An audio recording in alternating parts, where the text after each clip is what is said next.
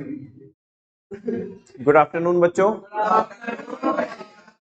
Last class में हमने meaning of consumer पढ़ा था और उसमें भी हमने दो पार्ट में कैटेगराइज किया था कंज्यूमर को, एक कंज्यूमर फॉर गुड्स और कंज्यूमर फॉर सर्विस। कॉन्सेप्चुअली दोनों में कोई ऐसा कोई डिफरेंस नहीं है, बस वो किसका फर्क है, इंग्लिश का फर्क है।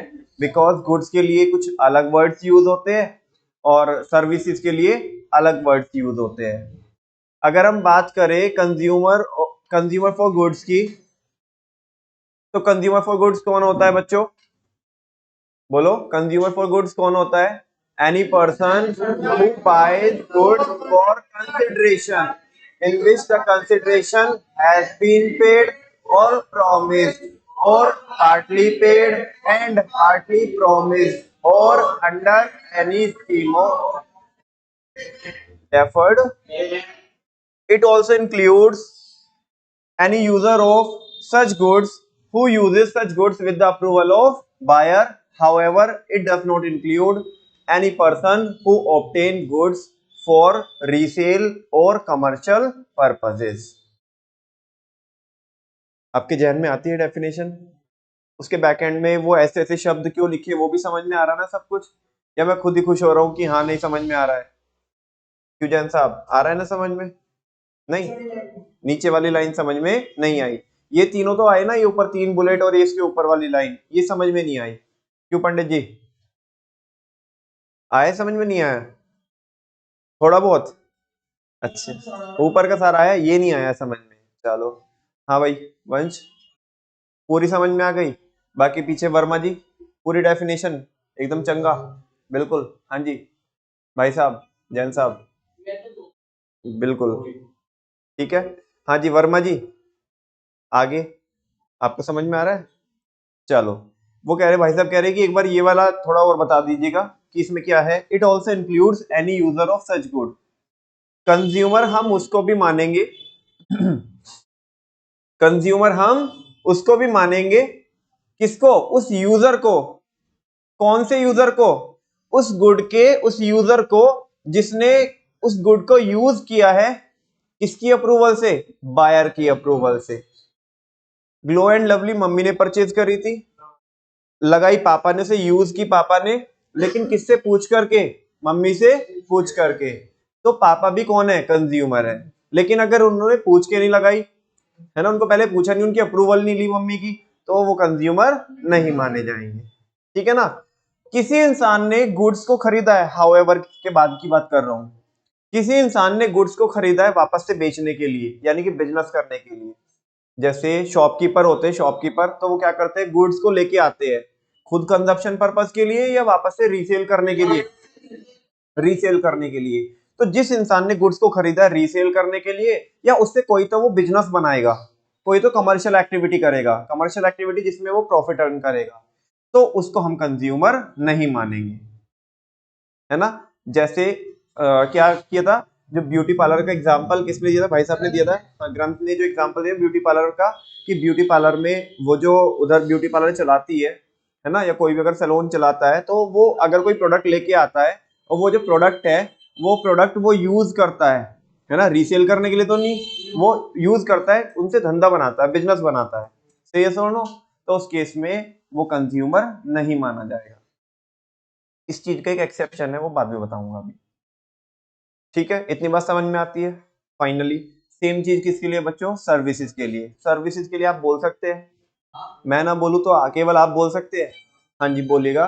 Consumer of services or avails of any services for consideration in which consideration has been paid or promised or partly paid and partly promised or under any scheme of deferred payment.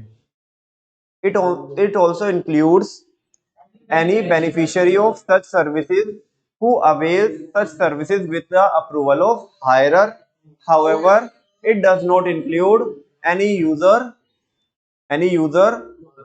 yeah, any person who avails such services for any commercial purpose. ठीक है ना? यहाँ पे resale क्यों नहीं आया वो पता पड़ा कि आपको? बिकॉज सर्विसेज को रीसेल नहीं किया जा सकता। ठीक है ना। देखो बच्चों क्या है, नमन भैया एक डाउट और क्लियर करो हमारा। देखो ये जो आप क्वेश्चन ऐसा पूछ रहे हो कि क्या ये जो डेफिनेशन है ये एक्ट में ही ऐसे करके दी है, अलग से करके दी है, कंज्यूमर ऑफ गुड्स और कंज्यूमर ऑफ सर्विसेज, या वो कंबाइन दी गई है?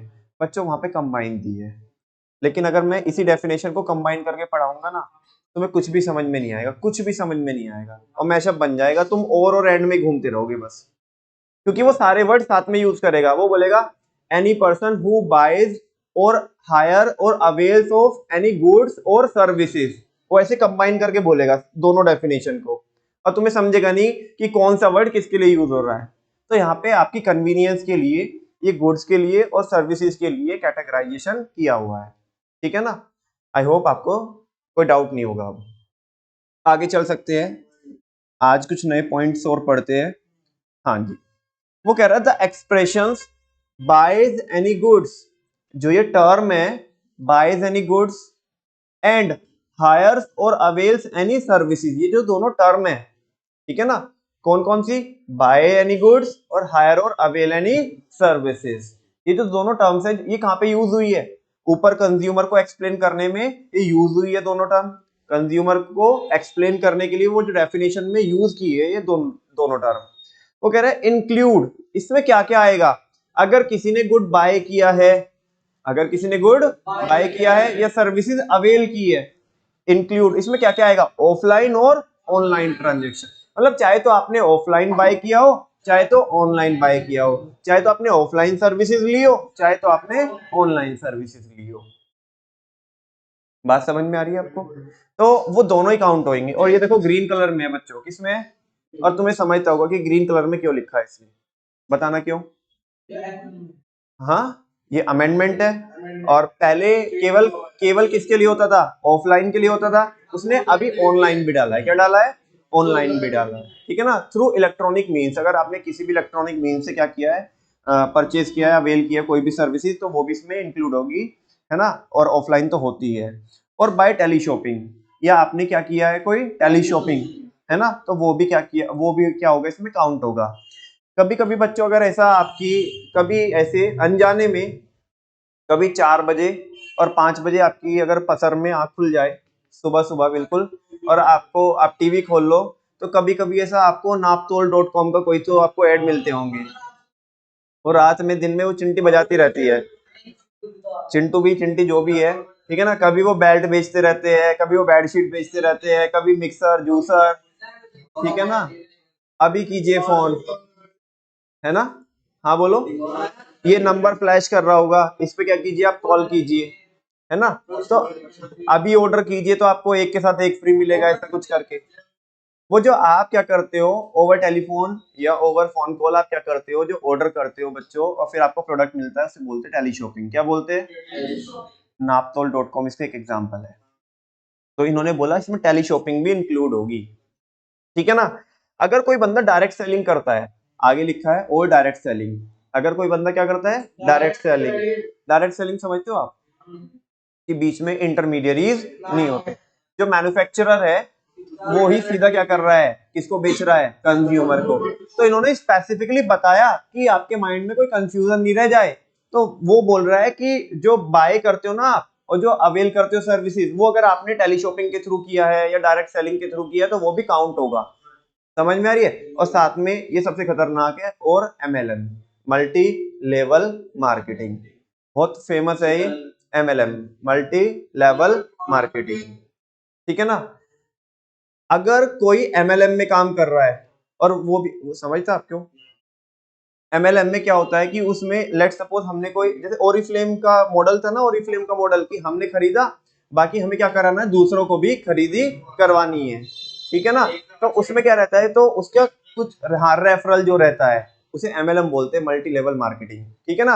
तो अगर कोई MLM करता है, और तो MLM भी यहाँ पे स्पेसिफिकली उन्होंने लिख के बताया कि MLM भी क्या होगी, यहाँ पे काउंट होगी। मतलब अगर आप कोई जैसे MLM वालों से भी परचेज करते हो तो वो भी इसमें काउंट होगी। ठीक है ना, वो ट्रांजैक्शन भी मानी जाएगी। समझ में आ रही है बात? इस बुलेट में क्या बताया कि जो आप गुड परचेज करते हो या सर्विसेज अवेल करते हो उसमें दोनों ही ट्रांजेक्शन आएगी, ऑफलाइन भी और ऑनलाइन भी, या किसी भी आपने इलेक्ट्रॉनिक मीन से कैसे भी की हो, या आपने टेली शॉपिंग की हो, डायरेक्ट सेलिंग की हो और मल्टी लेवल मार्केटिंग, वो सब ट्रांजेक्शन इसमें काउंट हम करके चलेंगे। यानी कि गुड्स को अगर तुमने या सर्विसेज को अवेल किया है, गुड्स को खरीदा है इनके थ्रू, तो वो भी माना जाएगा। बात समझ में आती है? दूसरा द एक्सप्रेशन, ये बच्चों बहुत बहुत ज्यादा इंपॉर्टेंट है, बहुत ज्यादा इंपॉर्टेंट, ध्यान से सुनना। मे बी एग्जामिनेशन के लिए शायद इंपॉर्टेंट ना हो, लेकिन नॉलेज पर्पस से बहुत ज्यादा इंपॉर्टेंट है। द एक्सप्रेशन कमर्शियल पर्पस, ये जो ऊपर जो टर्म यूज हुई थी कमर्शियल पर्पस, मतलब जो बिजनेस करने के लिए आप गुड्स अवेल करते हो, है ना, या क्या करते हो आप, बेसिकली सर्विसेज अवेल करते हो, किसके लिए? कमर्शियल पर्पस के लिए, ठीक है ना। तो वो वैसे तो हम क्या नहीं मानते बच्चों से, कंज्यूमर नहीं मानते। क्या नहीं मानते? किसे किसे नहीं मानते? कंज्यूमर, जिसने गुड्स को परचेज किया है या सर्विसेज को अवेल किया है कमर्शियल पर्पस से या रीसेल पर्पस से गुड्स के लिए, वैसे तो उसे कंज्यूमर नहीं मानते। लेकिन मैंने अभी थोड़ी देर पहले भी बोला था कि अभी बाद में बताऊंगा, एक एक्सेप्शन है उसका, ये एक्सेप्शन वही है। क्या है एक्सेप्शन? एक्सेप्शन ये है कि अगर किसी बंदे ने कोई गुड को परचेज किया है, सर्विस को अवेल किया है कमर्शियल पर्पस से, किससे? कमर्शियल पर्पस से, और वो जो कमर्शियल पर्पस वो जो कर रहा है, वो कमर्शियल जो कमर्शियल एक्टिविटी वो चला रहा है, वो एकमात्र उसके जीने का साधन है, एकमात्र उसके जीने का साधन है। मतलब वो जो अपनी जीविका चलाता है उसी धंधे से चलाता है। समझ में आ रही है आपको बात? लेट सपोज एक वो जो ब्यूटी पार्लर वाला एग्जांपल लेते हैं, वो जो दीदी का एग्जांपल लिया था भाई साहब ने कि वो दीदी ब्यूटी पार्लर चलाती है ना, तो वैसे तो दीदी ने वो क्या लेके आई, वो प्रोडक्ट लेके आई तो कमर्शियल पर्पस के लिए, किसके लिए? तो वैसे तो कंज्यूमर नहीं मानी जाएगी, लेकिन एक केस में वो कंज्यूमर मानी जा सकती है, वो दीदी, जब जब जब वो जो ब्यूटी पार्लर जो चलाती है वो एकमात्र एकमात्र ही उनके पास ऐसा जरिया है जिससे उनकी जिंदगी चलती है। तो ऐसे यहाँ पे ना उनको फायदा पहुंचाया है लॉ ने, कानून ने उनको फायदा पहुंचाया कि इस केस में हम उन्हें क्या मान लेंगे? कंज्यूमर मान लेंगे। मतलब एक ही काम है उसके पास, है ना, जिससे उसको अर्निंग आती है। क्या आती है? और उसी काम में उसके साथ क्या हो गई? ठगी हो गई, मतलब अनफेयर ट्रेड प्रैक्टिसेस का शिकार हो गई वो दीदी, ठीक है ना। और लॉ ने भी उसका साथ नहीं दिया, लॉ ने बोल दिया कि हम तुम्हें क्या ही नहीं मान रहे, कंज्यूमर ही नहीं मान रहे। तो ऐसे में उसके साथ गलत हो जाएगा कि नहीं हो जाएगा? एक तो एक ही जरिया है उनके पास कमाने का पैसा, और उसी में ही उसके साथ क्या हो गया? उसका पागल बन गया, उसके साथ चीटिंग हुई है। तो ऐसे में लॉ क्या बोल रहा है कि लॉ बोल रहा है कि कोई बात नहीं, इस पर्पस के लिए अगर तुम्हारा एकमात्र साधन है जिससे तुम मतलब पैसा कमाते हो, और इसी चीज में तुम्हारे साथ क्या हुई है, कोई चीटिंग हुई है, तो फिर हम आपका साथ देंगे, हम आपको क्या मान लेंगे? कंज्यूमर मान लेंगे। लेकिन अगर वो दीदी के बहुत सारे काम है, 5-6 काम करती है, पैसा इधर से भी आ रहा है उधर से भी आ रहा है, बैंक में टक टक एंट्री आ रही है, ये नहीं पता पड़ रहा है कहां से पैसा आ रहा है कहां से नहीं आ रहा है, और उसके बाद फिर वो ब्यूटी पार्लर में उसके साथ क्या हो जाती है? चीटिंग हो जाती है, वो जब प्रोडक्ट लेकर के आई है, तो उसके बाद उसे क्या नहीं मानेंगे? कंज्यूमर नहीं मानेंगे, क्योंकि उस दीदी के पास एक जगह से पैसा नहीं आता, मल्टीपल स्ट्रीम्स है उसके पास पैसा आने की, एक ही जरिया नहीं है उसके पास पैसा कमाने का, और भी बहुत सारे जरिया है पैसा कमाने का। बात समझ में आ रही है? तो यहाँ पे एक कस्टमर के लिए क्या किया उन्होंने? एक फेवर किया है। हाँ जी, पूछिएगा, कुछ पूछना है जी। अपने अगर बिजनेस में से हमने ड्राइंग करके यूज कर लिया, हाँ, पैसा यूज किया बिजनेस में, और अच्छा गुड्स यूज कर लिया, हाँ, वेरी गुड, बहुत बढ़िया क्वेश्चन है आपका। वो कह रहा है बच्चा कि अगर हमने क्या किया, अपने बिजनेस में से हमने क्या की? ड्राइंग की। एक एक हाँ, एक क्वेश्चन पूछूं मैं आपसे बच्चों? हाँ जी, एक क्वेश्चन मैं आपसे पूछना चाहता हूं। आपने बोला कि हम अगर ड्राइंग करते हैं तो उस केस में हम कंज्यूमर माने जाएंगे कि नहीं माने जाएंगे? मैं आपसे बुलवाता हूँ ये, ठीक है ना। पहले मुझे अकाउंटिंग पर्सपेक्टिव से बताओ, जब अपन लोग अपने बिजनेस में से ड्राइंग करते हैं, कैश नहीं निकालते, कोई गुड निकालते हैं, है ना, अपने पर्सनल यूज के लिए हम कोई गुड निकाल लेते। जैसे मैंने आपको कहाँ पे एग्जांपल दिया था कि हमने एसी यूज किया पर्सनल कंजप्शन के लिए, वो बनाया था मैन्युफैक्चरिंग फैक्ट्री में, हमारी एसी की फैक्ट्री थी, वैसा, ठीक है ना। तो अब उस केस में मेरे को ये बताओ, उसकी अकाउंटिंग एंट्री, जर्नल एंट्री क्या डालते हो आप? Drawings, very good, drawings account debit to, बहुत अच्छे, बोलिएगा, very good, to goods account. Goods को थोड़ा प्रॉपरली क्या बोलते हैं हम? जब हम उसकी गुड्स को परचेज करते हैं उसकी एंट्री क्या डालते हैं हम? परचेज डालते हैं ना। तो गुड्स तो नहीं डालते ना ऐसे, गुड्स अकाउंट डेबिट, परचेज डालते हैं। तो टू क्या हो जाएगा? टू परचेज अकाउंट हो जाएगा। यानी कि ड्राइंग हो गई और परचेज क्या हो गई? कम हो गई। लेकिन जब आप लोग सेल करते हो, जब आप लोग क्या करते हो? सेल करते हो, तो एंट्री क्या डालते हो? चाहे क्रेडिट करो चाहे वो करो कैश करो, कुछ भी मतलब दोनों केस में बताओ।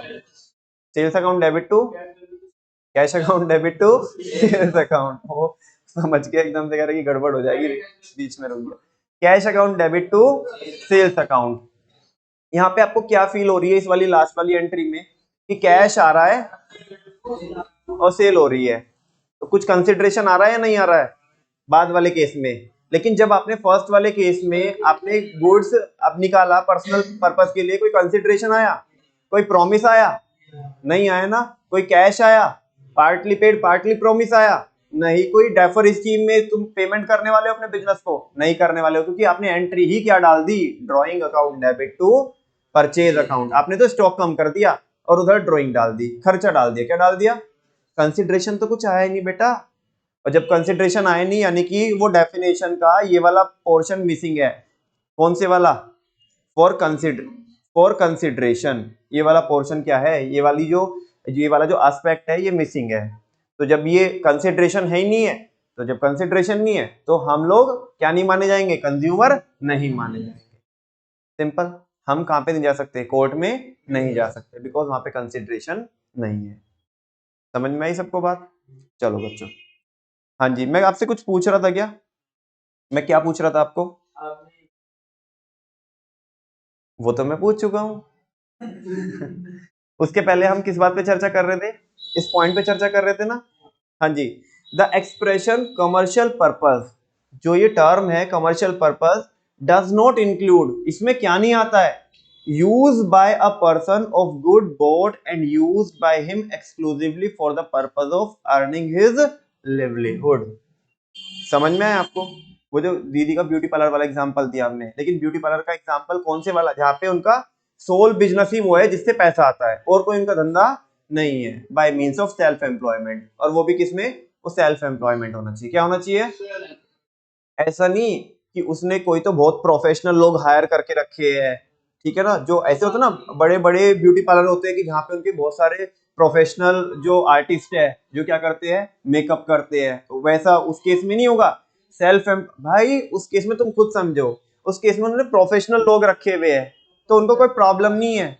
उनको कोई प्रॉब्लम नहीं है। हमने केवल फायदा किसको पहुंचाया है? जिसका कोई नहीं है उसका कानून है। उनका एक ही बिजनेस है और वो खुद ही क्या करते हैं? वो खुद ही क्या करते हैं? वो अर्न करते हैं वो पैसा। मतलब मेकअप वाला तो एग्जांपल चल रहा है, और भी बहुत सारी चीजें हो सकती है। वो खुद ही काम करते हैं और एक ही जरिया है वो पैसा कमाने का। तो उस केस में लॉ ने उन्हें क्या दिया है? लॉ ने उनका साथ दिया है। क्या दिया है? कि अगर हम भी तुम्हें ऐसे अकेला छोड़ देंगे तो फिर तुम्हारा साथ कौन देगा? तो इस कानून ने कवरेज की है। एक टाइप से ये एक्सेप्शन बोल सकते हो बच्चों। क्या बोल सकते हो? किसका एक्सेप्शन है? बता सकते हो किसका एक्सेप्शन है? बोलो। सर्विस का एक्सेप्शन नहीं है। जो कमर्शियल पर्पस है ना, कमर्शियल पर्पस, वो बोलता है कि कमर्शियल पर्पस वाले के लिए हम क्या नहीं मानेंगे? उसे कंज्यूमर नहीं मानेंगे, तो उसका एक्सेप्शन है। एक्सेप्शन तो समझते होंगे। यानी कि जो कमर्शियल पर्पस वाले में उसने बोला था कि जो कमर्शियल पर्पस में हमने गुड्स को परचेज किया है, सर्विसेज को कमर्शियल पर्पस से हमने क्या किया है? अवेल किया है, तो उसको कंज्यूमर नहीं मानते। तो ये उस चीज का अपवाद है, एक्सेप्शन है। यानी कि वो चीज इस पे अप्लाई नहीं होगी। किस पे अप्लाई नहीं होगी? अगर तुमने कमर्शियल पर्पस के लिए खरीदा है और तुम्हारा एकमात्र वो जरिया है पैसा कमाने का, bye way of self employment. नहीं समझ में? वापस से पढ़ता हूं, एक एक वर्ड को ध्यान से देखना। द एक्सप्रेशन कमर्शियल पर्पस, जो कमर्शियल पर्पस का मीनिंग है वो डज नॉट इंक्लूड, उसमें क्या नहीं आएगा? कमर्शियल, यानी कि जो आगे लिखा हुआ है ना ग्रीन कलर में, रेड के बाद जो ग्रीन में लिखा है उसे कमर्शियल पर्पस नहीं मानेंगे। नहीं मानेंगे, लॉ ने ऐसा बोला है। The expression commercial purpose does not include use by a person of goods boat and used by him exclusively. कि अगर किसी इंसान ने, किसी पर्सन ने यूज किया है जो ऐसे गुड का जो उसने खरीदा है और उसने यूज किया है, वो भी किसके लिए? Exclusively for the purpose of earning his livelihood, अपनी जीविका को चलाने के लिए, by means of self employment, मतलब वो सेल्फ एम्प्लॉयमेंट में अपनी जीविका कमाने के लिए उस प्रोडक्ट को लेकर के आया था, उससे धंधा करके पैसा बनाता है, तो उसको हम क्या नहीं मानेंगे, कमर्शियल पर्पज नहीं मानेंगे। और जब कमर्शियल पर्पज नहीं मानेंगे तो वो किस में आ जाएगा, कंज्यूमर में आ जाएगा। किस में आ जाएगा, अरे थोड़ा टेक्निकल है, तुम्हें समझ में आ रहा, हाँ है ना, कुछ का तो थोड़ा कुछ तो हाँ ऊपर नीचे कुछ तो करो आप यार, हाँ है ना, समझ में आती है बात। अक्षित आप समझाओ क्या समझ में आया। हाँ हाँ हाँ, वो खुद ही बिजनेस करता है और वो जो गुड्स उसने खरीदे हैं उनको यूज करके वो खुद से यूज करने का मतलब है वो यूज करने से क्या कर रहा है, बिजनेस बना रहा है। सोर्स ऑफ इनकम उसका कोई दूसरा नहीं है, तो उस केस में इसे हम क्या नहीं मानेंगे। आपको देखने में लग रहा होगा कमर्शियल पर्पज है, भाई वो तो बिजनेस कर रहा है इससे, है ना, लेकिन लॉ ने साफ साफ बोला है कि इसे हम कमर्शियल पर्पज नहीं मानेंगे। अब ध्यान से सुनो, वो ऐसा बोलेगा कि एक दीदी जिनका ब्यूटी पार्लर है, एकमात्र जरिया है उनका पैसा कमाने का, है ना, खुद ही वो क्या करती है, वो बाकी ऐसे बहुत सारे चाहे कितने भी कस्टमर आ जाए, जितनी भी डिमांड रहे, वो खुद ही क्या करती है, वो मेकअप करती है ना, कोई प्रोफेशनल लोग वगैरह नहीं हायर करके रखी, सेल्फ एम्प्लॉयड है, ठीक है ना।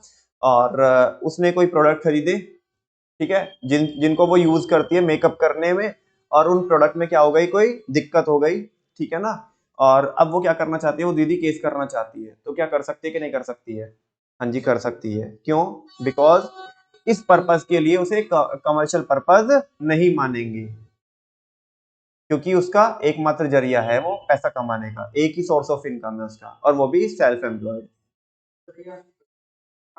हाँ हाँ, नहीं नहीं, बोलो बोलो।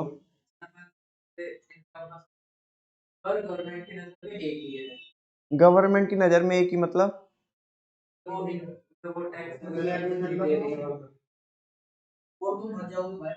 ब्लैक में चल रहा है। हाँ नहीं, टैक्स से कोई मतलब नहीं है ना उसका, हमें तो ये देखना है कि उसके और कोई सोर्स ऑफ इनकम है या नहीं है। अब जैसे कोर्ट में केस जाएगा मान लिया, तो जो आपकी जो कोर्ट है, जो जजेस है, वो केवल ये चेक करेंगे ना कि आपकी कोई और सोर्स ऑफ इनकम है नहीं है। फिर अगर वो इसमें जाएंगे कि तुम टैक्स देते हो कि नहीं देते हो, ये तो मुद्दा ही चेंज हो जाएगा ना, ये तो हम फिर ये उसमें चले जाएंगे कि तुमने गबन किया है या नहीं किया है। फिलहाल हमारा मुद्दा ये है कि केस का, कि तुम्हारे को कंज्यूमर माना जाए या नहीं माना जाए, है ना। जब हम उनसे पूछेंगे क्या तुम्हारे और अदर सोर्स ऑफ इनकम भी है ना, तो वो हाँ या ना कुछ तो बोलेंगे, हाँ या ना। अब वो झूठ बोले सच बोले, सच उगलवाना वो किसका काम है, वो कोर्ट का काम है। बात समझ में आ रही है। तो उस केस में टैक्स से कोई मतलब नहीं है, वो तो एक अलग ही केस चलेगा। मान लिया अब ऐसे पता पड़ा कि जैसे क्या हुआ कि कोई बहुत बड़ा केस था, और उसमें ये हुआ कि उसके बहुत सारे बिजनेस थे, ठीक है ना, वो पता ही जब पड़ा, और बाद में फिर उसमें मतलब जब ये न्यूज उसमें आई, प्रिंट मीडिया में आई या आपकी इलेक्ट्रॉनिक मीडिया में, सोशल मीडिया पे आई, तो बाकी जो दूसरी एजेंसी थी वो भी एक्टिवेट हो गई। अब उन्होंने उधर रेड मारी तो उन्हें पता पड़ा कि इन्होंने तो गबन भी करके रखा है, पैसा नहीं, पैसे जो कमाया है इन्होंने पिछले सालों में वो क्या नहीं दिया, उन्होंने टैक्स नहीं दिया, तो फिर वो अपना काम करेंगे, उससे कोई मतलब नहीं है हमारा फिलहाल। बात समझ में आई क्या आपको। अच्छा बच्चों, ये सब कुछ मतलब जो कंज्यूमर की डेफिनेशन थी उसमें मैंने सब कुछ बता दिया आपको। अब जो जो भी एनालिसिस मैंने कराया ना बच्चों, ये ना, ये ऐसा तुम्हारे सिलेबस में नहीं है जो नीचे लिखा है अभी इतने वाला पोर्शन, ये मैंने अपने मन से डाला। अपने मन से क्या डाला, ये ऐसे ऐसे पॉइंटर्स डाले हैं मैंने कि जिन पॉइंटर्स को लेकर के केस स्टडी बन सकती है। क्या बन सकती है, हालांकि मैंने मल्टीपल केस स्टडीज आपको ये समझाने के दौरान ही आपको आपको समझाई है वो केस स्टडीज भी, लेकिन फिर भी एक बार मैं ऐसा जरूरी समझता हूँ कि इन पॉइंटर्स पे केस स्टडी आ सकते हैं, तो उनको अलग से डाल दिया जाए।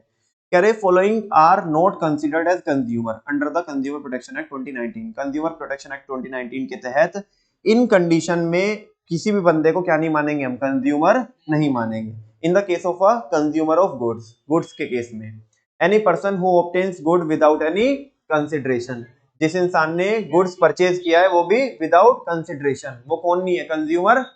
दो एग्जांपल बताओ इसके, एक तो विदाउट बिलिंग के लेके गया, एक बात चीटिंग से, एक अभी भाई साहब ने पूछा जो हमने ड्राइंग की है, समझ में आ रही है। नेक्स्ट क्या है, any person who uses goods without the approval of buyer, जिस हाँ जैसे वो पापा वाला एग्जांपल था ग्लो एंड लवली वाला, ठीक है ना, कि विदाउट अप्रूवल के हमने क्या किया है, यूज किया, तो उस केस में हम कंज्यूमर नहीं है। Any person who obtain goods for resale और कमर्शियल पर्पस, इस केस में हम कंज्यूमर नहीं है, जिसने गुड्स को परचेज किया है रीसेल के लिए और कमर्शियल के लिए। हालांकि इस चीज का एक एक्सेप्शन है, मैं लिख भी देता हूं यहाँ पे, although one exception, although one exception of this is available with us।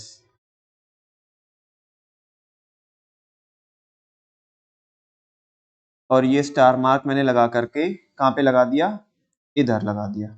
आप चाहे तो ऐसी लिंकिंग कर सकते हो। कमर्शियल पर्पस का एक हमारे पास क्या है, एक्सेप्शन है। एक्सेप्शन क्या है, अगर किसी ने कमर्शियल पर्पस से ही खरीदा है लेकिन उसका वो सिंगल सोर्स ऑफ इनकम है और bye way of self employment, तो उस केस में उसे क्या नहीं मानेंगे हम, कमर्शियल पर्पस नहीं मानेंगे। और जब कमर्शियल पर्पस नहीं मानेंगे तो वो किस में काउंट हो जाएगा, किस में इंक्लूड हो जाएगा, कंज्यूमर में वो इंक्लूड हो जाएगा। से यस और नो, कोई डाउट तो नहीं है आपको। In case of consumer of services, किसके केस में, कंज्यूमर ऑफ सर्विसेज के केस में, एनी पर्सन हु हायर्स और avails services without any consideration, जिसने फ्री फंड में कोई सर्विस ली है, जिसने फ्री फंड में कोई सर्विस ली है, तो वो कंज्यूमर नहीं है। अब मान लिया एक बच्चा, पहले पहले बात तो चलो हमारे केस में तो लगेगा ही नहीं, चलो कोई दूसरे, जब मैंने अब बोलना चालू किया तो दूसरे, क्योंकि अभी मेरे को उसका एक एक्सेप्शन भी पढ़ाना है ना, एक और चीज का एक्सेप्शन है अभी आगे, ठीक है, तो इसलिए मैं उस पर एग्जांपल नहीं देता हूँ, अदरवाइज तुम फिर कंफ्यूज हो जाओगे कि अभी तो ये बोले थे, अभी थोड़ी देर बाद कुछ और बोल रहे हो। ठीक है, अगर किसी ने सर्विसेज अवेल कर ली और पैसा नहीं दिया, मान लिया डॉक्टर को दिखा के गया और लेकिन पैसा नहीं पे करके गया, क्या नहीं पे करके गया, बाद में बोला जी इन्होंने तो दवाई ऐसे लिखी, हाई हाई इन्होंने किसकी लिख दी, हाई पावर की दवाई लिख दी, मेरे को रिएक्ट कर गई और ये हो गया जी, वो हो गया, मैं तो मरने मरने से बचा हूं, अब क्या कीजिएगा, मेरा केस फाइल कर लीजिएगा। तो बोलो क्या केस फाइल होगा क्या, क्यों, क्योंकि आपने पे ही नहीं किया, कंसिडरेशन तो पे ही नहीं किया ना आपने, तो उस केस में वैसा। नेक्स्ट है any person who avail services without the approval of the hirer, अगर किसी इंसान ने क्या किया, सर्विसेज को अवेल किया लेकिन विदाउट किसकी अप्रूवल के, हायरर की अप्रूवल के, जो ओरिजिनल उसका रेसिपिएंट था सर्विस का, है ना, तो वो भी क्या नहीं मानेंगे, उसे हम कंज्यूमर नहीं मानेंगे। ठीक है ना। नेक्स्ट है any person who avail services for any commercial purpose, अगर किसी ने कमर्शियल पर्पस के लिए कोई सर्विसेज अवेल की है, इसका भी एक एक्सेप्शन है बच्चों, वही स्टार मार्क, अगर उससे उसकी जीविका चलती है ना, by way of self employment, then हम उसे क्या मान लेंगे, कंज्यूमर मान लेंगे, यानी कि कमर्शियल पर्पस हम उसे नहीं मानेंगे। ठीक है, बात समझ में आती है क्या आपको, आगे चल सकते हैं बच्चों, थोड़े और इंटरेस्टिंग केसेस देखिएगा कुछ। Some instances of persons who are not held as consumers, अब ये ना लॉ में है, लॉ का कुछ टेक्स्ट मैंने उसे बहुत सिंप्लीफाई करके यहाँ पे बस पॉइंटर्स डाले हैं। ठीक है ना, शायद एग्जामिनेशन के लिए इतना ज्यादा जरूरी ना हो, लेकिन नॉर्मल लाइफ में आपको थोड़ा अगर पता रहेगा तो, कोई चीज अगर हमें पता है तो बुरी बात नहीं है वो, मुझे ऐसा लगता है। Some instances of persons who are not held as consumer, कुछ ऐसे केस जहां पे हम इन्हें भी क्या नहीं मानेंगे, कंज्यूमर नहीं मानेंगे। पहला, a patient receiving medical treatment, अगर एक पेशेंट है और वो मेडिकल ट्रीटमेंट क्या कर रहा है, रिसीव कर रहा है, अभी जो मैंने एग्जांपल दिया उससे लिंक मत करना, वो एग्जांपल अलग था, ये एग्जांपल अलग है। अगर कोई बंदा मेडिकल ट्रीटमेंट रिसीव कर रहा है गवर्नमेंट हॉस्पिटल में, कहाँ पे, गवर्नमेंट हॉस्पिटल में, सारे बच्चों को पता है कि गवर्नमेंट हॉस्पिटल में फ्री ऑफ कॉस्ट ट्रीटमेंट होता है, 1 रुपए की 2 रुपए की पर्ची बनती है, उसे तो छोड़ दूंगा, बाकी क्या होता है, फ्री में क्या होता है, ट्रीटमेंट होता है। एक इंसान तो उसे क्या नहीं मानेंगे, अब मान लिया उसके साथ कुछ हो गया तो उसे क्या नहीं मानेंगे हम, कंज्यूमर नहीं मानेंगे। वो कहने लगे जी मैंने टैक्स तो दिया था, मैंने टैक्स तो दिया था, तो हम उसे कंज्यूमर नहीं मानेंगे। यहाँ पे जो टैक्स हमने दिया है वो वैलिड कंसिडरेशन नहीं है, क्योंकि हमने टैक्स इसलिए नहीं दिया ना कि मेरे को वो हेल्थ सर्विसेज मिलेगी मिलेगी, वो तो मेरी ड्यूटी है टैक्स पे करना, बात समझ में आ रही है ना।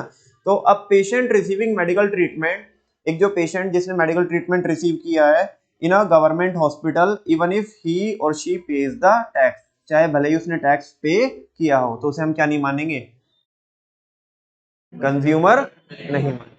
दूसरा पढ़ना क्या लिखा है, a client of an advocate, उसे हम कंज्यूमर नहीं मानेंगे। नमन भैया ये क्यों हुआ? यूं कि बच्चों जब केस लड़ा जाएगा तो ये तो पक्का पक्का है कि एक पार्टी विन करेगी और एक पार्टी लूज करेगी, यस और नो। और अब जो केस हार गया उसने केस ही अपने किसके ऊपर ठोक दिया? एडवोकेट के ऊपर। जज साहब ध्यान से देखिए इस चेहरे को, इसने ही नालायक ने मेरे को हरवाया है। इसने देखो उनके अपने रूल्स एंड रेगुलेशन है कि अगर वो प्रोफेशनल नेग्लिजेंस के साथ केस लड़ेगा तो उसके ऊपर केस होएगा उनके एक्ट में। बात समझ में आ रही है? लेकिन कोई भी इंसान, यार पक्की बात है ऐसा तो होगा ना कि एक जीतेगा तो एक हारेगा। अब हारने वाले बोलने लगे कि इसने केयरलेसनेस की है, कुछ भी झूठ मूठ में कुछ भी, इसने मेरे को हरवा दिया कि जानबूझ के हरवाया ये और वो, है ना। तो अब क्या करना है मेरे को? इसके लिए केस फाइल करना है ना। तेरे को हम क्या ही नहीं मानते? कंज्यूमर नहीं मानते, ठीक है ना। बिकॉज एक पार्टी केस जीतेगी तो दूसरी हारेगी। इस एक्ट में तो नहीं हो सकता केस। अगर उसने वाकई में कोई बदतमीजी की है एडवोकेट ने तो कोई प्रोफेशनल नेग्लिजेंस के लिए क्या हो सकता है? उसके ऊपर केस हो सकता है। लेकिन यहाँ पे तो नहीं होगा कि इसने मेरे को केस हरवा दिया, क्योंकि ये तो पक्का है भाई, एक जीतेगा तो एक हारेगा। तो a client of an advocate, तो क्लाइंट को हम क्या नहीं मानेंगे? कंज्यूमर नहीं मानेंगे, चाहे भले ही उसने कंसिडरेशन भी कह रहा है जी फीस भी दी थी मैंने, तो अबे तो ठीक है ना, दी थी फीस तो अब क्या कीजिएगा, अब उसको नहीं मानेंगे हम, देखो कंज्यूमर नहीं मानेंगे। नेक्स्ट है बच्चों, ये देखो काफी सही है ये। इससे हमें रिलैक्सेशन मिल गया। हालांकि हम बेईमानी नहीं करते, मतलब मैं अगर अपनी बात करूं, लेकिन बाकी और जो है उन्हें भी रिलैक्सेशन मिल गया। A student hiring services of a private tutor, ठीक है ना। अगर एक स्टूडेंट किसी प्राइवेट ट्यूटर की सर्विस क्या करता है? हायर करता है, तो उस स्टूडेंट को क्या नहीं मानेंगे? कंज्यूमर नहीं मानेंगे, ठीक है ना। तो अब क्या है कि ऐसे में तुम चाह के भी कुछ नहीं कर सकते। आगे बच्चों, अ टेनेंट, एक कौन है? जो किराएदार है। सुनो, किराएदार को भी हम यहाँ पे क्या नहीं मानेंगे? कंज्यूमर नहीं मानेंगे, ठीक है ना। अभी ऐसा बोलने लगे कि मेरे को इसने जो घर अवेलेबल कराया किराए पे, उसमें इसने सर्विसेज में क्या कर दी? कमी कर दी वगैरह वगैरह, मैंने तो रेंट दिया था, है ना। उल्टे सीधे क्लेम ठोकने लगे, है ना। तो इसको अलग एक्ट में डील करते हैं, इसको अलग एक्ट में डील करते हैं। तो एक टेनेंट को क्या नहीं मानेंगे हम यहाँ पे? कंज्यूमर नहीं मानेंगे। ये कुछ एक्स्ट्रा पॉइंटर्स थे। किस किस को नहीं मानेंगे? एक तो टेनेंट को नहीं मानेंगे, एक स्टूडेंट को नहीं मानेंगे। लेकिन सुनो सुनो सुनो, पहले सुन लो बेटा। हाँ हाँ हाँ, केवल कौन है? Private tutor. कोई अगर प्राइवेट ट्यूटर है तो उसका स्टूडेंट को हम क्या नहीं मानेंगे? कंज्यूमर नहीं मानेंगे, समझा क्या? बाकी फॉर्मल सिस्टम में तुम तुम्हारा देख लो। नेक्स्ट है, एक क्लाइंट को नहीं मानेंगे। क्या नहीं मानेंगे? किसके क्लाइंट को नहीं मानेंगे? एडवोकेट के क्लाइंट को नहीं मानेंगे। और एक जो पेशेंट है जिसने गवर्नमेंट हॉस्पिटल, प्राइवेट हॉस्पिटल नहीं, गवर्नमेंट हॉस्पिटल में जिसने ट्रीटमेंट रिसीव किया है, और अगर वो ये क्लेम करता है मैंने तो टैक्स पे किया था, तो फिर भी हम उसे कंज्यूमर नहीं मानेंगे। गवर्नमेंट बोलेंगे हमारे से इलाज करवा करके हमारा इलाज करने चला है तू अब, ठीक है ना, ऐसा हम होने नहीं देंगे, ठीक है ना। भाई उसे लॉ ने बिल्कुल क्या किया है? एक्सक्लूड किया है, ठीक है ना।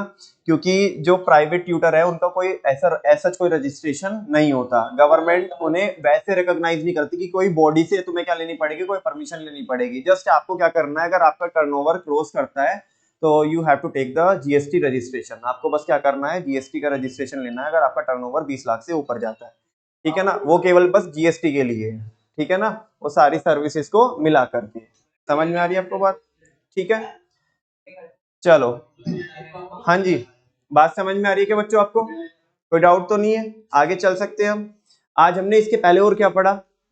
बोलो, इसके पहले और क्या पढ़ा हमने?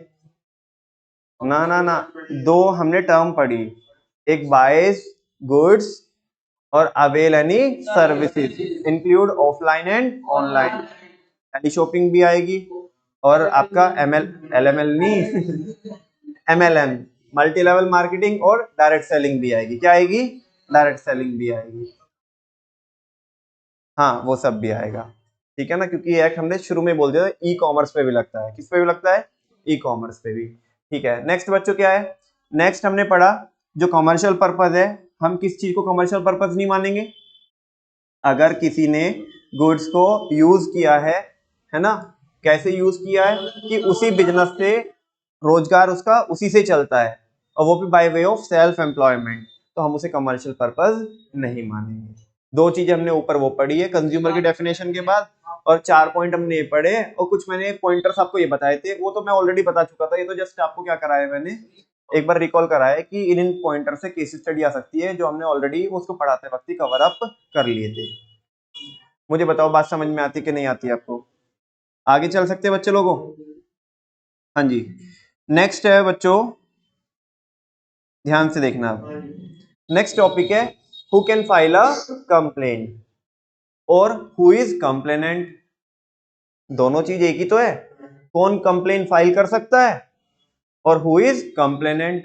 कंप्लेनेंट कौन है? कंप्लेन करने वाला। तो वही तो है कि who can file a complaint, कि कौन कौन बंदे कंप्लेन फाइल कर सकते हैं। A complain under section 2 clause पढ़ू कि 2 सबसेक्शन पढ़ू? क्लोज, ठीक है ना, क्योंकि 2 में क्या पढ़ते हैं? क्लोज पढ़ते हैं।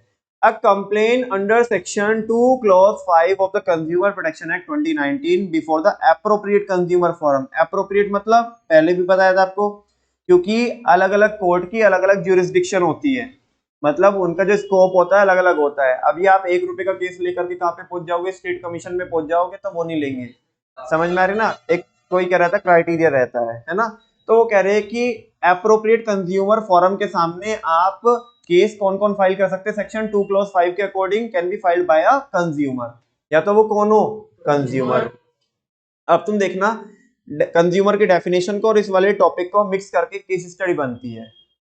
भाई इसने बोला कि कौन कौन केस फाइल कर सकता है। अब जैसे सुनो, थोड़ा मैं आपको थोड़ा और केस स्टडी का आंसर कैसे करेंगे थोड़ा वो और बता दूं आपको। अब वो ऐसे पूछेगा कि मतलब पूरा केस बताएगा कि विदाउट बिलिंग के वो लेके गया बंदा, नटशेल में तो ये है, बाकी पूरी कहानी सुनाएगा ऊपर से लेके नीचे तक की। ठीक है, आप बोलोगे जी हम इसका आंसर कैसे करेंगे, तो बच्चों सबसे पहले आपको टॉपिक बताना होगा कि वहां पे टॉपिक कौन कवर हो रहा है। जब आप पूरा केस पढ़ लोगे तो आप बताओगे कंज्यूमर की डेफिनेशन। अगर वहां पे केस स्टडी में गुड्स की डेफिनेशन आ रही है, मतलब वो गुड्स खरीदे है उसने, तो केवल गुड्स वाली डेफिनेशन एक्सप्लेन कर दो आप, और अगर वो सर्विसेज चल रही है तो सर्विसेज वाली कर दो, बाकी ऐसा पूरा बताने की जरूरत नहीं है ना। तो आप बताओगे कि यहाँ पे कंज्यूमर कौन होता है। कंज्यूमर कौन होता है? Any person who buy goods for consideration in which the consideration has been paid और promised or partly paid and partly promised or under any scheme of deferred payment. It also include any person or any user of such good who uses such goods with the approval of buyer. However, it does not include any person who obtains such good for resale and or commercial purpose. वैसा तुमने explain कर दिया। फिर आप लिखोगे further a complain can be filed by a consumer, है ना। आप इतना लिखोगे कि further a complain can be filed by a consumer, है ना। बाकी एक दो और भी लिख देना कि ये कर सकते हैं, केवल इतना भी लिखोगे तो भी चलेगा। अब तुमने दो चीजें बताई कि कंज्यूमर ये है और कंज्यूमर क्या कर सकता है? कंप्लेन फाइल कर सकता है। अब आप क्वेश्चन को जो आपने पढ़ा था अब लिखोगे, ये तो आपने लिखा कॉन्सेप्ट, क्या लिखा? केस स्टडी का आंसर 3 पार्ट में देना होता है। एक तो कॉन्सेप्ट लिख दिया आपने कि जिसने जो क्वेश्चन ने जिन कॉन्सेप्ट को हिट किया है वो हमने आंसर में कॉन्सेप्ट की फॉर्म में हमने लिख दिया, पहला पार्ट अपना पूरा कर दिया। अब दूसरे पार्ट में लिखो इन द गिवन केस, इस केस में क्या है, इस केस में अब तुमने ना वो जो केस दिया हुआ उसकी समरी बना के लिखनी है। समरी बना, ऐसे नहीं एज इट इज छाप देना है, समरी बना के लिखनी है कि इस केस में ऐसा ऐसा हुआ है कि उसने ये ग्लो एंड लवली परचेज करी थी या कुछ भी हैंडसम परचेज करी थी उसने, और उसका बिलिंग होने से रह गई और उसने बताया भी नहीं, वो घर ले आया, उसने ऐसे यूज करी, उसको रैशेज हो गए, अब वो क्या करना चाहता है? केस करना चाहता है। फाइनली ये तुमने बता दिया इन द गिवन केस, किस केस में क्या हुआ है। अब फाइनली क्या कीजिएगा? आप कंक्लूड कीजिएगा। कंक्लूड क्या कीजिएगा? Based upon the concept explained about, किसके ऊपर? मतलब किसके बेस पे? जो हमने कॉन्सेप्ट ऊपर एक्सप्लेन किया है। And in the given case, है ना, दोनों को साथ में एनालाइज करके हम ये कंक्लूड करते हैं, वी कैन कंक्लूड दैट जो भी उसका नाम देके रखेगा mister x is not a consumer, वो क्या नहीं है? कंज्यूमर नहीं है, बिकॉज वहां पे कंसिडरेशन क्या है? मिसिंग है। जबकि कंज्यूमर तो कौन होता है? जिसने कंसिडरेशन पे किया होता है। तो और एक कंज्यूमर ही क्या कर सकता है? कंप्लेन फाइल कर सकता है, क्योंकि ये कंज्यूमर ही नहीं है यहाँ पे, तो ये कंप्लेन फाइल नहीं कर सकता। ये ऐसा इसका आंसर होगा बच्चों। ऐसे आपको पूरा आंसर करना है, पहले कॉन्सेप्ट लिखना है, फिर इन द गिवन केस और फाइनली कंक्लूजन। बात समझ में आती है? देखो, कौन फाइल कर सकता है कंप्लेन? A consumer. मेरी हिम्मत नहीं हो रही केस करने की, तो आगे देखो, एनी वॉलंटरी कंज्यूमर एसोसिएशन, कोई भी कंज्यूमर एसोसिएशन क्या कर सकता है? केस फाइल कर सकता है, लेकिन लेकिन लेकिन वो रजिस्टर्ड होना चाहिए। क्या होना चाहिए? अब ऐसे नहीं, मैं जैसे मैं आपको चैप्टर पढ़ा रहा हूँ बच्चों, और मुझे लगा कि हमने कुछ तो समाज सेवा करनी चाहिए, चलो हम भी एक कंज्यूमर ऑर्गेनाइजेशन बनाते हैं, और मैंने बोला आज से हमारा एक ग्रुप बन गया, हमने एक व्हाट्सएप ग्रुप बना लिया, एक टेलीग्राम चैनल बना लिया, उसमें सारे लोगों को जोड़ लिया, और बस फिर हम मुंह उठा करके चल दिए कि चलो अब जिसके साथ भी गलत होगा हम क्या करेंगे? केस करेंगे, है ना? कोड ए जाबे जाबे, ऐसे टाइम वेस्ट मत कर हमारा, ठीक है ना? हमें रजिस्टर्ड कराना पड़ेगा, उसे क्या कराना पड़ेगा? ऐसे टेलीग्राम चैनल बनाने से या व्हाट्सएप ग्रुप बनाने से नहीं होगा। समझ में आ रही है ना बात? तो वो कह रहे हैं कि कोई भी वॉलंटरी कंज्यूमर एसोसिएशन, मतलब जिन्होंने अपनी मर्जी से कोई भी क्या बनाया हो, कंज्यूमर एसोसिएशन बनाया हो, लेकिन वो रजिस्टर्ड हो, registered under any law for the time being in force. ये प्रॉपर लॉ की लैंग्वेज है। इसका मतलब समझा तुम्हें? बाद में रजिस्टर्ड के बाद क्या लिखा है? हाँ, उस पर्टिकुलर टाइम पे जो लॉ चल रहा है, उस लॉ के अंदर वो क्या होना चाहिए? रजिस्टर्ड होना चाहिए। कौन कौन रजिस्टर्ड होना चाहिए? वो कंज्यूमर एसोसिएशन। तो वो क्या कर सकता है? वो केस कर सकता है। बच्चों बहुत इंपॉर्टेंट टॉपिक है, होने को इसमें कुछ नहीं है, लेकिन इससे बहुत सारी केस स्टडीज दोनों को मैंने बताया ना मिक्स करके बनती है, ऊपर वाले टॉपिक को और इस वाले टॉपिक को। तो कभी ऐसा हो कि अगर कोई कंज्यूमर एसोसिएशन केस करना चाहता है, वो आपसे अगर ऐसे पूछ रहा है कि बताओ ये कर सकता है कि नहीं कर सकता है, तो हाँ बिल्कुल वो क्या है? एलिजिबल है, वो कर सकता है, बशर्ते वो जो उस टाइम पे जो लॉ चल रहा है देश के अंदर उसके हिसाब से वो क्या हो? रजिस्टर्ड हो। समझ में आ रही है बात आपको? तो कौन कर सकता है केस? एक कंज्यूमर कर सकता है, और मैं नहीं कर पा रहा हूं, मेरे में इतनी हिम्मत नहीं है, तो भाई मैं अपने ग्रुप के साथ मिलकर के करूंगा, कंज्यूमर एसोसिएशन। हाँ, वो रजिस्टर्ड होना चाहिए। तीसरा बच्चों, कई बार क्या होता है, एक चीज और बताता हूं आपको, एक चीज होती है सुओ मोटो। शायद पहले भी बताया क्या मैंने आपको? आई थिंक बताया है। सुओ मोटो लॉ का वर्ड है, लॉ का वर्ड। सुओ मोटो का मतलब होता है क्या? सुन लो प्लीज। सुओ मोटो का मतलब होता है खुद ब खुद, अपने आप से, खुद ब खुद, अपने आप से। मतलब दोनों में से कोई भी वर्ड यूज कर सकते हो, या तो खुद ब खुद या अपने आप से। समझ में आ रही है आपको बात? कई बार बच्चों किसी सेलर की अनफेयर ट्रेड प्रैक्टिसेस इतनी हद तक बढ़ जाती है, इतनी हद तक बढ़ जाती है, या वो सेलर इतना बड़ा होता है, वो जो बिजनेसमैन होता है वो इतना बड़ा होता है कि आम कोई इंसान तो छोड़ो, कोई एक पर्टिकुलर इंसान तो छोड़ो, कंज्यूमर ऑर्गेनाइजेशन भी हिम्मत नहीं जुटा पा रहे उसके खिलाफ मोर्चा खोलने की। समझ पा रही है आपको बात? यानी कि उस बिजनेसमैन के खिलाफ प्रोटेस्ट करने की या उसके लिए के उसके ऊपर केस करने की हिम्मत कौन भी नहीं जुटा पा रहे? Consumer association. आम इंसान की तो औकात ही नहीं है, क्योंकि वो बहुत पावरफुल है, वो गुंडा टाइप है। समझ रहे हैं? वो भाई साहब कह रहे हैं कि उसका सिस्टम है, कुछ भी समझ लो, ठीक है ना? अभी ध्यान से सुनो, और ये बात किसको पता है? गवर्नमेंट को पता है। किसको पता है? और गवर्नमेंट अपने सामने ये होते हुए देख रही है, तो गवर्नमेंट बोलेगी क्या फायदा ऐसे लोगों को बनाने का, कि जहां पे ये तो कर नहीं पा रहे, ये तो क्या नहीं कर पा रहे? केस नहीं कर पा रहे, ना तो इंडिविजुअल कर पा रहा कोई कंज्यूमर, ना ही एसोसिएशन कर पा रहे, ये इतनी हिम्मत ही नहीं है इनके अंदर, है ना? और हम हमारे सामने ये हो रहा है, हम देख रहे हैं, हम ये अपनी आंखों से होते हुए देख नहीं सकते। तो बेटा गवर्नमेंट, यानी कि सेंट्रल गवर्नमेंट, बाप लोग, चाहे तो सेंट्रल गवर्नमेंट सीजी या तो एसजी स्टेट गवर्नमेंट, वो सुओ मोटो, समझ रहे आप? सुओ मोटो कॉग्निजेंस लेती है, मतलब ऐसा सुओ मोटो क्या करती है? पब्लिक इंटरेस्ट में, किस इंटरेस्ट में? पब्लिक इंटरेस्ट में केस फाइल करती है उस सेलर के ऊपर गवर्नमेंट। अगर जरूरत पड़े तो गवर्नमेंट यानी कि सेंट्रल गवर्नमेंट भी और स्टेट गवर्नमेंट भी क्या कर सकती है? केस कर सकती है, ऐसा कानून में लिखा है। अभी तक मैंने आपको तीन पार्टी बताई। पहला कौन कर सकता है? कंज्यूमर, सिंपल, जिसके साथ गलत हुआ है, और अगर वो कंज्यूमर ही नहीं है तो वो केस नहीं कर सकता। दूसरा कौन कर सकता है केस? कंज्यूमर एसोसिएशन कर सकता है, लेकिन वो रजिस्टर्ड होना चाहिए for the time being in for the registered under any law for the time being in force, ठीक है? तीसरा कौन कर सकती है? सीजी और एसजी सुओ मोटो कर सकती है, किसमें? पब्लिक इंटरेस्ट में। समझ में आ रही है बात आपको? नेक्स्ट है बच्चों, अब ये एक टाइम पहले, है ना, आई थिंक कल की क्लास में या परसों की क्लास में हमने जब मैं गवर्नमेंट वाला एक टॉपिक पढ़ा रहा था, आपको ऐसा करके याद है ना, वो उसमें एक सीसीपीए एक करके कॉन्सेप्ट था, एक अथॉरिटी थी, है ना, सीसीपीए। तो ये वो ही बोल रहा है, ये देखो अमेंडमेंट हुई है, क्या हुई है, ग्रीन कलर में दिख रहा है ना आपको, और ग्रीन कलर में इसका मतलब भी समझेगा कि क्यों आया है यहाँ पे। भाई पहले ये थी नहीं, अथॉरिटी थी नहीं पहले, अब आई है, तो अब इन्होंने इसको भी इसमें इंक्लूड कर दिया, क्योंकि वो अथॉरिटी को हमने एस्टेब्लिश किया है किसकी टेक केयर करने के लिए, कंज्यूमर की टेक केयर करने के लिए। तो अगर ये नहीं रखेंगे ख्याल, अगर मान लिया इन्हें नहीं लिखा हमने इसमें कि who can file a complaint, तो गड़बड़ हो जाएगी। बात समझ में आ रही है? तो इनको भी अधिकार दिया कि सीसीपीए भी क्या कर सकती है, केस फाइल कर सकती है। मान लिया मैं अपना जाके दुख किसके सामने रहूं, सीसीपीए के सामने, है ना, मैं कह रहा हूं कि मैं अकेला करूंगा ना केस, तो वो मुझे छोड़ेगा नहीं, ठीक है ना, मैं बर्बाद हो जाऊंगा, कोई मेरा साथ नहीं दे रहा है। तो सीसीपी गवर्नमेंट को ऐसा महसूस नहीं हो रहा है कि ये गवर्नमेंट के पास तक अभी ये चीज पहुंची नहीं है। भाई गवर्नमेंट को ऐसी छोटी मोटी चीज तो पता पड़ेगी नहीं, जब कोई चीज बड़े स्केल पे हो रही होगी गवर्नमेंट तभी तो एक्शन में आएगी ना। गवर्नमेंट के पास तक ये चीज पहुंची नहीं, तो बताओ मैं किसके पास जाके रहूं, मैं किसके पास आया हूँ, सीसीपीए के पास आया हूँ, ठीक है ना। तो वो मेरे बिहाफ पे क्या करेगी, केस फाइल कर सकती है, ठीक है ना।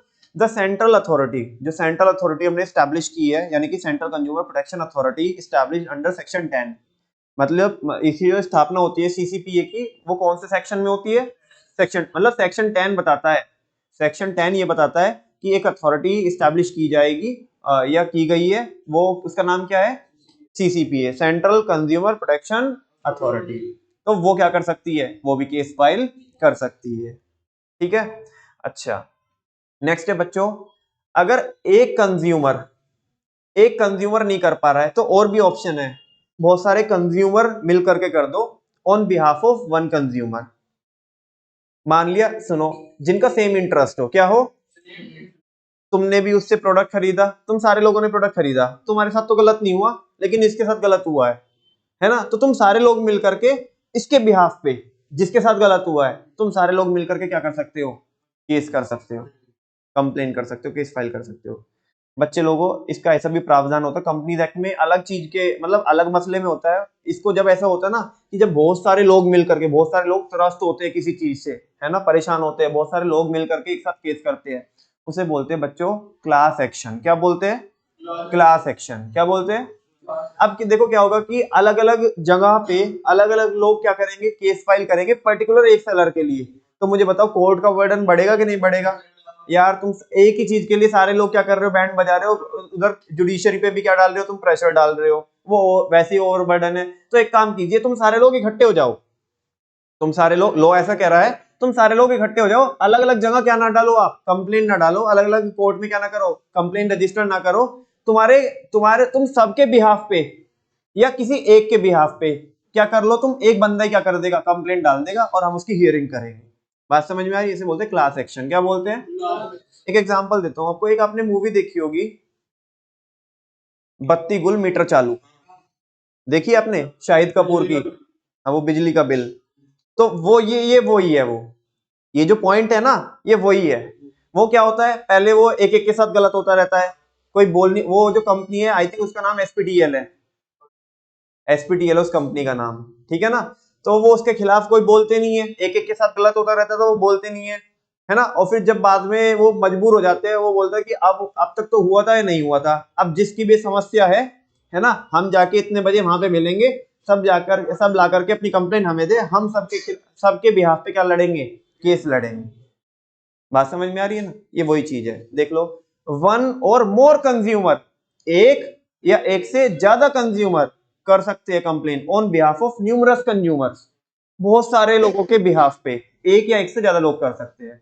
मतलब जो ऐसे होता है ना, चौधरी होते चौधरी, कुछ लोगों को चौधरी बनने का शौक होता है ना, अरे तेरे साथ गलत हुआ क्या, अरे तू ऐसे गलत नहीं, तेरे साथ नहीं हो सकता, मैं हूं ना इधर, ठीक है ना, तू हमें बता, है ना, हमें चौधरी बनने का शौक है, ठीक है ना, तो हम जाएंगे अब जुडिशरी में, तेरे में इतनी हिम्मत नहीं है, लेकिन हमें चौधरी बनने का शौक है तो हम जाएंगे, ठीक है ना, तेरे खिलाफ, अरे तू काहे डरता है रे, हम है ना, हम चौधरी ऐसे कोई ना है, हम लड़ेंगे तेरे खिलाफ, मतलब तेरे लिए केस हम लड़ेंगे और उसके खिलाफ लड़ेंगे। समझ में आ रही है। तो one or more consumer on behalf of numerous consumers having the same interest, जिनका क्या है, सेम। तेरे साथ गलत हुआ भी, मेरे साथ भी हुआ है, ठीक है ना, तो सब लोग मिलकर के इकट्ठा क्लास एक्शन करते हैं, ये वो चीज है। अच्छा मान लो वो जो प्रोडक्ट कोई बंदा लेकर के आया था जिसके साथ गलत हुआ था, अब वो इस दुनिया में नहीं है, उसको झटका जो लगा था ना वो प्रेस लेके आया था, और जो झटका उसको लगा ना वो 440 वॉट का, वो सीधा ऊपर। अब क्या कीजिएगा इस केस में? अब कौन करेगा? कंप्लेन तो करनी है, कौन कीजिएगा? लॉ ने बोला उसका जो वारिस होगा, लीगल हायर होगा जो, वो क्या कर सकता है? कंप्लेन कर सकता है। देखो देखो आगे देखो। हाँ वेरी गुड, वो अकेला हुआ तो ये प्रॉब्लम थी, मतलब ये लॉ में कमी थी, ठीक है ना, लूप होल था एक, या ऐसे बोल दो कि कोई चीज ओमिट हो रखी थी। आगे देखो तुम्हारी बात का जवाब मिल रहा है, आगे ग्रीन कलर में देखो अमेंडमेंट हुई लॉ में। लॉ ने बोला अगर कोई लीगल रिप्रेजेंटेटिव भी होगा, कौन होगा? Legal representative. अभी लीगल रिप्रेजेंटेटिव कौन होता है? आपने जैसे बोला कि उसका वारिस नहीं है कोई, कौन नहीं है, लेकिन अब उसको जो रिप्रेजेंट करेगा, मतलब जो उसकी प्रॉपर्टी है ना, जिसके पास जाएगी, जिसके पास जाएगी, और केवल प्रॉपर्टी नहीं जाएगी, एसेट तो जाएगी साथ में, साथ में क्या भी जाएगी? लाइबिलिटीज भी जाएगी, जो उसकी लाइबिलिटीज पे करेगा और एसेट्स रखेगा। ऐसे में सुनो, कोई भी इंसान उसका लीगल रिप्रेजेंटेटिव कब बनना चाहेगा? जब एसेट ज्यादा होगी और लाइबिलिटी कम होगी। तो जो उसको लीगली रिप्रेजेंट करेगा ना, तो वो भी क्या कर सकता है? केस कर सकता है। किस केस में? अगर कोई वारिस ना हो। समझ में आई ना बात? तो ये बोल रहा है in case, sorry, a legal heir or legal representative of a deceased consumer. Deceased समझते हो आप? डिजीज, ऐसे पार्टनर भी पढ़ते हो ना, डिजीज पार्टनर। अरे जिसके साथ कुछ क्या हुआ है, गलत हुआ है ना, जिसके साथ क्या हुआ है, गलत हुआ है, तो ऐसा यहाँ पे पार्टनर नहीं लिखा है, यहाँ पे कंज्यूमर लिखा है। क्या लिखा है? कंज्यूमर। और जैसे एग्जांपल के तौर पे देखो बच्चों, Sunil purchased an iron, on using the same he died, later on it was found that his death was due to a manufacturing defect in the iron। बाद में पता पड़ा कि जो इनका ट्रांसफर हुआ भाई साहब का, वो क्यों हुआ? क्योंकि उस आयरन में ही क्या था? मैन्युफैक्चरिंग डिफेक्ट था। क्या था? Now the legal higher of Sunil, उसका जो लीगल हायर है, मतलब उसका जो वारिस है, यानी कि उसका बेटा, his son can file a complain. उसका सन क्या कर सकता है? कंप्लेन फाइल कर सकता है in the appropriate consumer court. ये एक बात है। दूसरा क्या है? लीगल रिप्रेजेंटेटिव भी कर सकता है। कौन भी कर सकता है? वो किस केस में? अगर उसका कोई वारिस ना हो, ठीक है ना। नेक्स्ट है बच्चों और लास्ट है, ये भी अमेंडमेंट है। In the case of a consumer being a minor. अगर कोई कंज्यूमर कौन है? माइनर है। माइनर बोले तो 18 साल से कम है। हिज पेरेंट और लीगल गार्डियन, तो उसके जो पेरेंट है वो क्या कर सकते हैं, और उसके जो लीगल गार्डियन है वो क्या कर सकते हैं? केस कर सकते हैं। अब भैया ऐसा पेरेंट कौन है और लीगल गार्डियन कौन है? ध्यान से सुनो, एक खाने पीने में बाद में दिमाग लगा लेना, ऐसे धीरे धीरे करके निकाल रहे हो क्या यार, इतना भी नहीं रुका जाता है यार। हाँ जी, पेरेंट तो समझते ही हो आप, हाँ बोलो ना। अच्छा लीगल गार्डियन कौन? अगर किसी ने, हाँ लीगल गार्डियन कौन होगा यहाँ पे? सुनो, उसका अपना मीनिंग है। लीगल गार्डियन का यहाँ पे मीनिंग है कि अगर कई बार ऐसा होता है ना, किसी ने किसी बच्चे को अडॉप्ट किया होता है, हाँ बोलो, तो अब ऐसा लॉ में तो लिखा है कि माइनर के केस में कौन कंप्लेन कर सकता है? पेरेंट। पेरेंट कर सकता है, लेकिन अब उन्होंने ये भी लिखा साथ में लीगल गार्डियन भी। क्यों? क्योंकि अब जैसे मान ले कोई माइनर बच्चा है, उसने कोई प्रोडक्ट परचेज किया और वो क्या हुआ, उसमें वो खराब निकला प्रोडक्ट, अब वो केस करना चाहता है, तो उसके पेरेंट वो तो कर नहीं सकता क्योंकि वो तो माइनर है। माइनर बेटा, माइनर क्या नहीं कर सकता? केस क्यों नहीं कर सकता? बिकॉज वो कॉन्ट्रैक्ट करने के लिए एलिजिबल पार्टी नहीं है। कॉन्ट्रैक्ट एलिजिबल तभी होगा जब वो बंदा मेजर बनेगा। तो वो कोई भी अगर कॉन्ट्रैक्ट को हमें वैलिड कराना है, जैसे मेरा आपके साथ कॉन्ट्रैक्ट हुआ, मेरे ख्याल आप सारे लोग क्या होंगे? माइनर होंगे, एक आध आप में से होगा कोई मेजर, ठीक है ना। हाँ जी, तो जब मेजर हो चुके हो, लेकिन मेरे ख्याल पिछले साल तो जब हमने कॉन्ट्रैक्ट किया था 11th क्लास का, तब तो माइनर थे ना, तो मैं साथ में, अगर आप देखते होंगे तो इधर क्या करा लेता हूँ, हालांकि देखो पता नहीं बच्चे अपने आप करते कैसे करते हैं, लेकिन मुझे तो क्या चाहिए? एविडेंस चाहिए, है ना। तो इधर बच्चे लोग क्या करते हैं? अपने पापा मम्मी के क्या कराते हैं? साइन कराते हैं, तो एक वैलिड कॉन्ट्रैक्ट बन जाता है। क्या बन जाता है? क्योंकि माइनर के साथ किया गया कॉन्ट्रैक्ट वैलिड नहीं होता। कब तक? जब तक उनके पेरेंट का इन्वॉल्वमेंट ना हो। तो इधर वो बोल रहे हैं कि उनके, सुनो बड़ी जल्दी इधर उधर देखने लगते हो, वो कह रहा है कि अगर एक बच्चे ने प्रोडक्ट यूज किया, वो खराब निकल गया, वो केस करना चाहता है, तो उसके पेरेंट करेंगे। अब उसके पेरेंट तो है नहीं, है ना, उसे तो किसी ने अडॉप्ट करके रखा है, अब प्रॉब्लम आएगी, अब कौन करे केस, तो इसलिए लॉ में उन्होंने डाला लीगल गार्डियन भी क्या कर सकता है, केस कर सकता है। बात समझ में आ रही है? हाँ जी। देखो नहीं, माइनर कंज्यूमर नहीं है, माइनर कंज्यूमर तो है, माइनर कंज्यूमर तो है, लेकिन वहां पे एक और कंडीशन लग जाती है। वहां पे कंडीशन नहीं लगती है कि कॉन्ट्रैक्ट करने के लिए एलिजिबल पार्टी नहीं है, वो कॉन्ट्रैक्ट करने के लायक ही नहीं है, तो उसे कंज्यूमर बनाने के लिए उसमें बैकिंग लगती है उसके पेरेंट की। किसकी बैकिंग लगती है? पेरेंट की। तो कंज्यूमर तो है वो। समझ में आई ना बात? हाँ जी। हाँ मतलब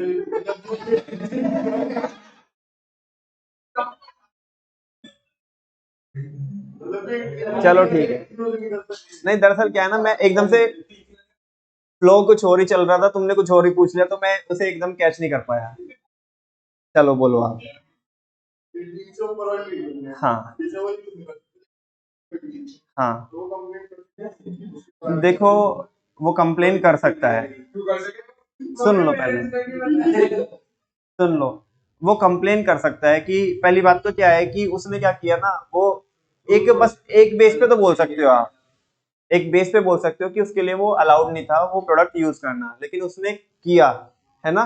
तो अगर उसके पेरेंट्स राजी हो गए, ठीक है ना, तो भाई पेरेंट, क्योंकि देखो भाई पेरेंट की क्या चाहिए, बैकिंग चाहिए। अब पेरेंट की बैकिंग चाहिए तो अगर वो हो जाते हैं तो उस केस में कर सकते हैं, ठीक है ना? हालांकि ये थोड़ा डिबेटेबल इशू हो सकता है ना, ये कोर्ट का मसला हो सकता है कि क्या चीज यहाँ पे प्रीवेल करेगी, ठीक है ना? तो उसमें एज सच मैं ज्यादा कुछ नहीं बोलूंगा क्योंकि वो कोर्ट का मसला होगा, ठीक है? हाँ जी। आपको समझ में आता है क्या? एक बार बहुत जल्दी से बच्चों प्लीज, क्योंकि बाहर भी बच्चे खड़े इकोनॉमिक्स वाले, जल्दी से ये देख लेते हैं कि थोड़ा इसका कोई ट्रैक बना सकते हैं क्या हम, कि ये चलो छोड़ो यार, मैं आज तो इतना करता हूँ, अदरवाइज टाइम लगेगा, कल इसको अच्छे से क्या करेंगे, इसको मैं कुछ कोई तो इसका एक रिदम तो कुछ तो बनाएंगे, ताकि जैसे हमने वो करे थे 10 पॉइंट याद करे थे, ऐसे हम ये माइंड में क्या कर सके, सेट कर सके कि कौन कौन कंप्लेन करता है। और कल हम ये भी देखेंगे बच्चों, कल हम ये भी देखेंगे कि अभी तो ये देखा कि कौन कौन कंप्लेन कर सकता है, कल ये भी देखेंगे कि किसके खिलाफ कंप्लेन हो सकती है, against whom a complain can be filed.